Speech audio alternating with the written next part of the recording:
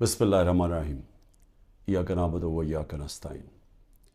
میرے پاکستانیوں، جو ہمارے لیے سب سے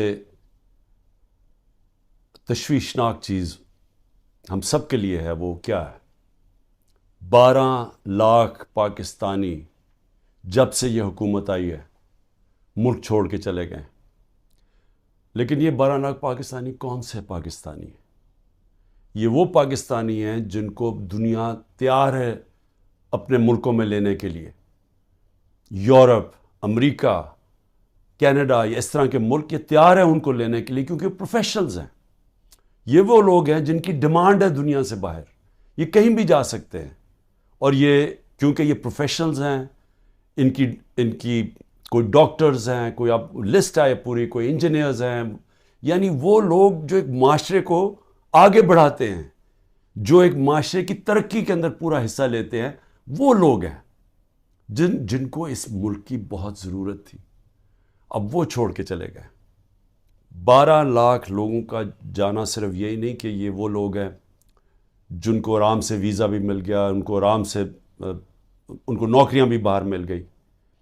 یہ وہ لوگ ہیں جو پھر اپنا پیسہ بھی باہر لے کے گئے ہوں گے، کیونکہ خالی ہاتھ تو نہیں جانا تھا، تو انہوں نے پھر یہاں سے روپیوں کو ڈالرز میں کنورٹ کیا اور پھر ڈالرز باہر لے کے گئے۔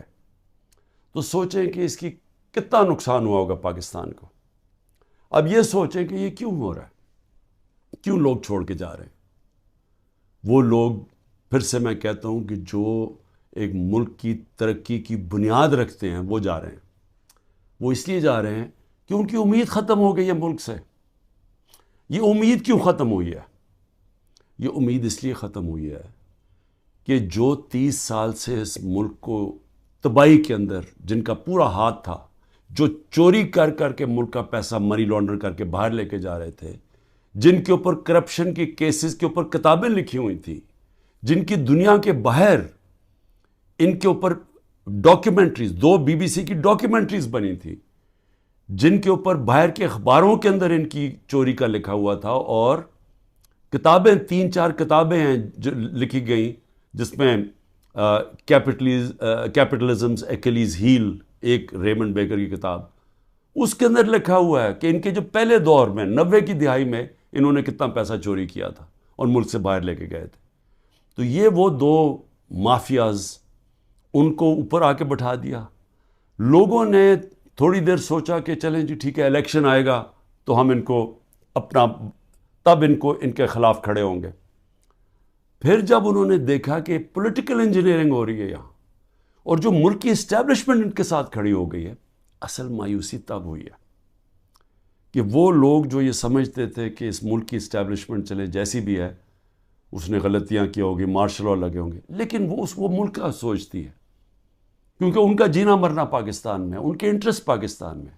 تو جب وہ ان لوگوں کے ساتھ کھڑی ہو گئی اور پولیٹیکل انجینئرنگ شروع کر دی ان لوگوں کو پھر سے جتانے کی، اور مایوسی تب چھائی، نا امیدی اور مایوسی کب چھائی کہ جب انہوں نے تماشا دیکھا کہ جو ملک کی سب سے بڑی پارٹی ہے، 70% سے زیادہ جس کی ایکسیپٹیبلٹی آج پاکستان میں ہے، ساری سرویز کہہ رہی ہیں کہ یہ پارٹی جیتے گی اور قوم اس کے ساتھ کھڑی ہے، 37 میں سے 30 بائی الیکشن یہ جیت جاتی ہے پارٹی، اس کے باوجود کہ اسٹیبلشمنٹ ان کے ساتھ کھڑی ہوتی ہے، اس کے باوجود عوام بتا دیتی ہے کہ وہ کیا چاہتی ہے۔ جب وہ دیکھتے ہیں کہ اس پارٹی کو کرش کرنے کی کوشش کی جا رہی ہے، اس کے اوپر ہر حربہ استعمال کیا جا رہا ہے، پورا 9 مئی کا ڈرامہ جو انشاءاللہ مجھے کبھی بھی موقع ملا میں ثابت کروں گا کہ وہ سارا ڈرامہ کیا گیا تھا PTI کو کرش کرنے کا۔ اس کا کوئی مقصد یہ نہیں تھا کہ انہوں نے کوئی غدار پکڑنے تھے، یعنی خیر اب تو ہمارے پاس ایویڈنس بھی آ گئی ہے، وہ جب موقع ملے تو ہم بتائیں گے کہ کیسے پری پلان کر کے اور پھر ایک ٹریپ کرنے کی کوشش کی گئی ہے پارٹی کو، اور پھر ورکر سارے ہزاروں ورکر اندر ڈال دیے، سینئر لیڈرشپ اندر ڈال دی، پھر وہ جو باہر نکلتا تھا صرف کہ میں جی پارٹی چھوڑ رہا ہوں تو وہ باہر نکل سکتا ہے، اور پھر یہ بتایا گیا کہ یہ فوج کے خلاف ہے، یعنی تحریک انصاف فوج کے خلاف ہے۔ کون اپنی فوج کے خلاف ہوگا؟ اچھا، اور کون اپنی فوج کے اوپر حملہ کرے گا؟ کوئی جیت سکتا ہے اپنی فوج کے اوپر حملہ کر کے؟ کیا وہ نہتے لوگ اور وہ جو عورتیں ہیں جو ابھی بھی پکڑی ہوئی ہیں عورتیں، کیا ان کے ذریعے ہم نے حملہ کرنا تھا فوج کے اوپر؟ تو یہ پورا ایک پلان، ایک پروپیگنڈا کیمپین، میڈیا کے منہ بند کیا گیا، میڈیا کے اندر پوری ایک کیمپین چلائی گئی اور لوگوں کو یہ بتانے کی کوشش کی گئی کہ یہ دیکھیں جی کتنے برے لوگ ہیں، یہ ملک کے غدار ہیں.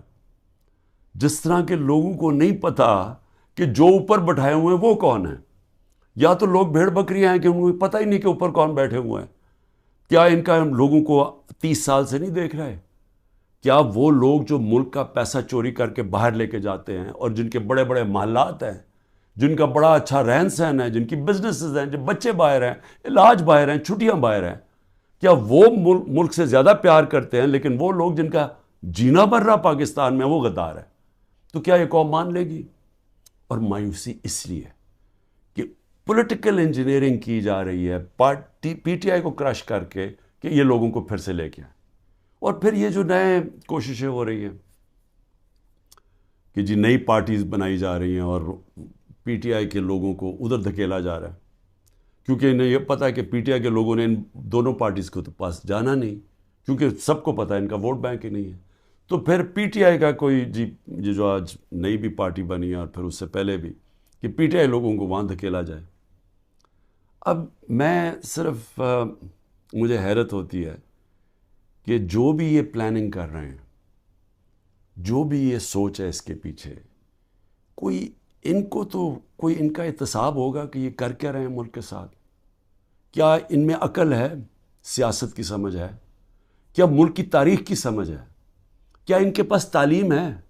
تربیت تو مجھے پتہ نہیں ہے، کیونکہ جن کے پاس تربیت ہو وہ یہ نہ کریں جو حربے استعمال کیے جا رہے ہیں. لوگوں کے گھر توڑے جا رہے ہیں، بچوں کا نہ دیکھتے ہیں، نہ بوڑھوں کا دیکھتے ہیں، بزرگوں کا نہیں دیکھتے، عورتوں کا نہیں دیکھتے، بزنسز بند کر رہے ہیں، ہر قسم کی بلیک میل کی جا رہی ہے جو پاکستان کی تاریخ میں کوئی تصور بھی نہیں کر سکتا یہ ہو سکتا ہے. کسی پاکستان کی پولیٹیکل پارٹی کے ساتھ آج تک وہ نہیں ہوا جو آج ہمارے ساتھ کیا جا رہا ہے. اور ان لوگوں کو دھکیلا جا رہا ہے بلیک میل کر کے کہ وہ اس پارٹی میں چلے جاؤ اور اس پارٹی میں چلے جاؤ. اور لوگوں کی شکلیں دیکھیں جو جا رہے ہیں ان پارٹیز میں، وہ ایسے لگ رہا ہے کہ جیسے لوگوں کو دھکیل رہے ہیں پھانسی دینے کے لیے، یعنی وہ اپنی خودکشی کرنے جا رہے ہیں. یہ ایسے لگ رہا ہے، وہ خوشی سے نہیں جا رہے. جب لوگوں کو لے کے اس طرح لے کے جا رہے ہیں بلیک میل کر کے، زیادہ تر بلیک میل کر رہے ہیں، اور ان ساروں کو کئی تو میں دیکھ رہا تھا جیل سے سیدھا وہاں لے گئے ہیں. تو وہ کیوں اس طرح ان کی شکلوں میں خوشی کیوں نہیں ہے؟ کیونکہ ان کو پتہ ہے کہ ان کی سیاسی موت ہے. ان کو پتہ ہے کہ پبلک نے ان کو ووٹ نہیں کرنا. اور اگر کسی کو شک ہے تو یہ انشاءاللہ جب بھی، اب تو الیکشن لگ رہا ہے کہ انشاءاللہ ہو ہی جائیں گے، وہ جب بھی الیکشن ہوں گے تو آپ کو نظر آ جائے گا کہ لوگوں نے ووٹ کس کو ڈالنی ہے.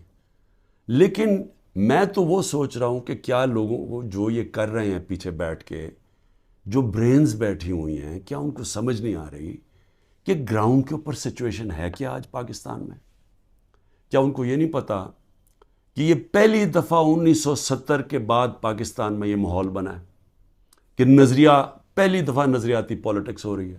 ووٹر نے نظریے کے اوپر ووٹ ڈال لی ہیں، شخصیتیں ختم ہی ہو گئی ہیں. آپ جو مرضی کر لیں کہ جتنے جو 1970 میں کیا ہوا تھا، بڑے بڑے نام تھے، ایسے نام تھے کہ انہوں نے کہا ہمیں کیمپین کرنے کی ضرورت نہیں ہے 1970 میں. تو ایک دم نظریہ ویسٹ پاکستان میں آیا اور 84 سیٹیں جیت گیا 137 میں سے ذوالفقار علی بھٹو. لیکن اس سے بڑا جو سیلاب آیا وہ اس پاکستان میں آیا. میرے خیال میں 168 میں سے 162 سیٹیں جیت گیا مجیب الرحمان. اور وہ کیا چاہ رہا تھا؟ انصاف چاہ رہا تھا. وہ بھی حقیقی آزادی کی بات کر رہا تھا. وہ بھی یہ کہہ رہا تھا کہ ہمیں جو ہمارا حق ہے وہ نہیں مل رہا، ہم آزاد نہیں ہیں. جو کہ آج یہ 27 سال سے تحریک انصاف کہہ رہی ہے، انصاف کی تحریک، کہ انصاف انسانوں کو آزاد کرتا ہے. تو وہ بھی یہی کہہ رہا تھا. وہ اس وقت پاکستان سے علیحدہ نہیں ہونا چاہتا تھا. اس کے آپ پڑھ لیں 6 پوائنٹس، وہ صرف انصاف چاہ رہے تھے. اور جو ہوا اس کے بعد وہ یہی ہوا کہ مس ریڈ کیا گیا، مس کیلکولیشن ہوئی، صحیح معنی میں جائزہ نہیں لے سکے ایک سچویشن کا، سیاسی سچویشن کا، اور ملک ٹوٹ گیا. آج پھر وہی ہو رہا ہے. یہ جو بنائے جا رہے ہیں لوگوں کو، اور یہ جو پارٹیز بنائی جا رہی ہیں، اور یہ جو لوگوں کو دھکیلا جا رہا ہے، اور جو ہمارے لوگوں کو توڑا جا رہا ہے، تو یہ کیا یہ سمجھ نہیں آ رہی کہ گراؤنڈ کے اوپر سچویشن وہ 1970 والا ہے؟ نظریہ کی پولیٹکس آ گئی ہے پاکستان میں. کیا یہ بائی الیکشن پہ نہیں نظر آیا کہ قوم نے کیسے لوگ نکلے ہیں، اور پہلی دفعہ sitting government back by the establishment وہ ہار جاتی ہے؟ تو ادھر نہیں اندازہ ہوا کہ کس طرف قوم جا رہی ہے، وہ اس سے اور زیادہ آگے نکل گئی ہے. میرا یہ تجزیہ ہے. وہ آدمی جس نے زیرو سے پولیٹکس شروع کی، زیرو سے، کوئی میرے باپ دادا کوئی پولیٹکس میں نہیں تھا، میں نے زیرو سے ایک پارٹی بنائی، اور آہستہ آہستہ آہستہ کوئی شارٹ کٹ نہیں لیا. حالانکہ مجھے جنرل مشرف نے آفر بھی بڑی آفر کی تھی جب میں اپنی ایک ہی سیٹ جیتا تھا کہ ان کے ساتھ مل جاؤ. کوئی شارٹ کٹ نہیں لیا، بڑا لمبا راستہ لیتے لیتے پارٹی بنائی، اور وہ پارٹی بنتی بنتی پاکستان کی سب سے بڑی پارٹی بن گئی. تو مجھے تو سب سے زیادہ اندازہ ہے جو کسی کو نہیں ہے پاکستان میں، کسی کا وہ تجربہ ہے ہی نہیں جو میرا ہے، کیونکہ یہاں تو ساری بنی بنائی پارٹیز کا حصہ تھا، یا کسی کا باپ تھا، یا کچھ تھا، یا نانا تھا، یا ماں تھی پولیٹکس میں، یا کوئی لیڈر تھے. یہ تو اس طرح بنے، یا وہ جنرل ضیاء نے اور جنرل جیلانی نے شفقت کر دی بہت بڑی ایک بزنس مین کے اوپر، اور وہ پولیٹیشین بن گیا، اور اب اس کے بچے تیار ہو گئے ہیں سارے. لیکن انہوں نے کوئی خود تو پارٹی نہیں بنائی، انہوں نے خود تو زیرو سے کوئی پارٹی نہیں بنائی. تو میں آج آپ کو کہہ رہا ہوں کہ عوام جدھر کھڑی ہے، یہ جو بھی حرکتیں کر رہے ہیں، اس سے صرف نفرتیں بڑھ رہی ہیں. اس سے کوئی الیکشن کے اوپر جو بھی کیلکولیشن ہے یہ غلط ہونے والی ہے. یہ جیسی جب الیکشن اناؤنس ہوں گے، پلان بنا ہوا ہے عمران خان کو ڈسکوالیفائی کرنا، بڑی تیزی سے کیسز آگے بڑھائے جا رہے ہیں، اور بڑی کسی تیزی سے کہ کسی نہ کسی طرح اس کو ڈسکوالیفائی کرو اور یا اس کو جیل میں ڈالو. اور وہ میں تیار ہوں اس کے لیے. مجھے پتہ ہے کہ میں نے اپنی ساری پارٹی کو بتا دیا کہ یہ اگلے ہفتے سے پوری تیاری کر لو کہ میں آپ کے ساتھ نہیں ہوں گا، تو اس کی بھی میں تیاری کر رہا ہوں. لیکن میں کچھ اور کہہ رہا ہوں، کیا اس سے یہ پولیٹیکل انجینئرنگ کامیاب ہو جائے گی؟ میرے خیال میں اتنا زیادہ دھاندلی کرنی پڑے گی کہ سارا الیکشن کا پروسیس ہی ختم، ڈسکریڈٹ ہو جائے گا.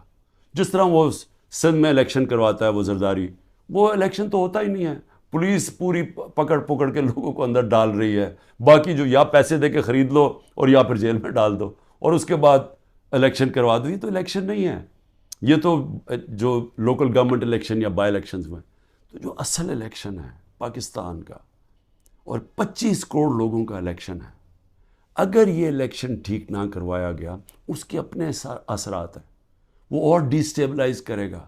اس ملک کے اندر سیاسی استحکام آئے گا ہی نہیں، اور جب تک وہ نہیں آئے گا تو میں بار بار کہتا ہوں تو معاشی استحکام نہیں آ سکتا. تو ہم تو اور ڈوبتے جائیں گے، جو قرضوں کے اندر ہم ڈوبتے جا رہے ہیں، آمدنی سکڑتی جا رہی ہے، قرضے بڑھتے جا رہے ہیں، قیمتیں بڑھتی جا رہی ہیں، لوگ غربت کی لکیر سے نیچے جا رہے ہیں، بے روزگاری بڑھتی جا رہی ہے. تو ہم تو اس طرف جا رہے ہیں. تو وہ تو تب ہی ٹھیک ہوگا جو کہ صرف صاف اور شفاف الیکشن سے ملک بچ سکتا ہے. لیکن اسٹیبلشمنٹ دوسری طرف لے کے جا رہی ہے.